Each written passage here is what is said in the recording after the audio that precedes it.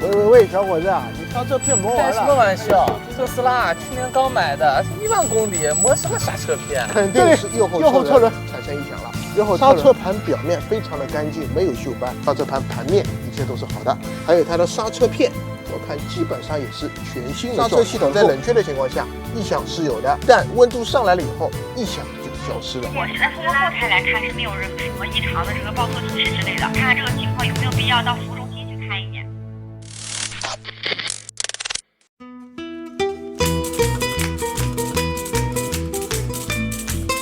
不是这台车，其他车所有性能车都有。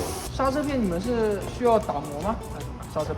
你声音如果真的很响的话，我们会稍微帮你。这个运动版刹车都有的，Brembo 的刹车都有的。性能刹车它要求要硬，你的制动力才能强，才能刹得住，所以它比普通的那种软的这种刹车片，肯定相对声音上面要稍微响一点。方便的话，那你就高速去跑一跑，也不一定要高速，60到80能跑到这个时速的，重刹车去踩几脚，就确保前后行车安全。重刹车踩下去不用刹停啊，踩下去松掉，然后再加速，踩下去松掉，再加速。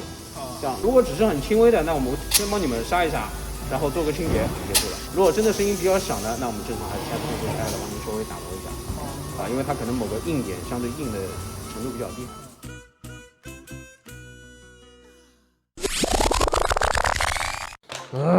好的，我又回来了。我们继续特斯拉 Model 3刹车异响的话题。刚才我的同事已经从售后服务中心已经回来了。问题的原因果然不出所料，就是刹车片材料的问题。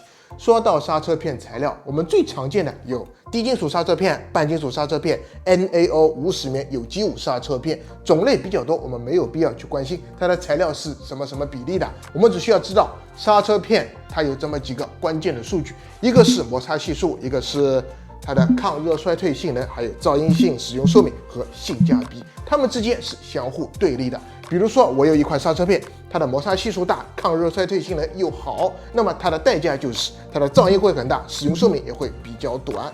这样，你如果去看过房车比赛的话，你应该注意到了，那些赛车使用的都是赛用的高性能刹车片，在进 P 房的时候，一脚刹车带下来，那是非常刺耳的，鸡皮疙瘩全部都要立起来了，像跟仙人掌一样。那么有没有一款刹车片，它的摩擦系数又大，抗热衰退性能又好，又耐磨又坚硬呢？有是有，但是它的价格就比较吓人了。搞清楚这几个问题以后，我们再来看 Model 3，它的车重是1745公斤，也就是1.7吨多一点的样子。同样尺寸的汽油车，它们的车重在1.3吨左右，多了一块电池，多了400公斤的重量，就相当于你车子里多坐了4个200斤的大胖子。所以说，电动车它对于制动性能的要求是更高的，但是副作用就是它可能会带来异响。性能车用布雷博，制动好，声音小。特斯拉售后服务中心给出的解决方案是：假如你的异响不是很明显的话，你自己高速上踩2脚刹车就可以了。假如异响很刺耳的话，那你送修售后服务中心，他们会帮你拆开来打磨一下再装回去的。虽然说这次处理以后异响确实是有所好转了，但是我心里还是没底的。你也知道的，它的刹车问题就在它的配方上面，你打磨一下能够改变它的分子结构吗？并不能吧。所以说这也就是个心理安慰罢了。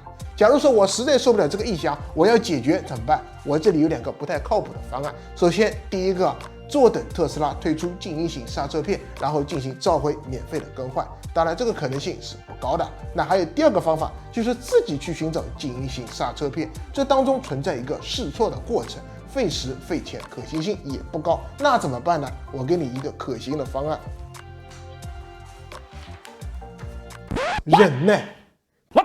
总而言之，异响的原因大家都可以理解，但是用户体验实在是太差了，建议特斯拉可以关注起来。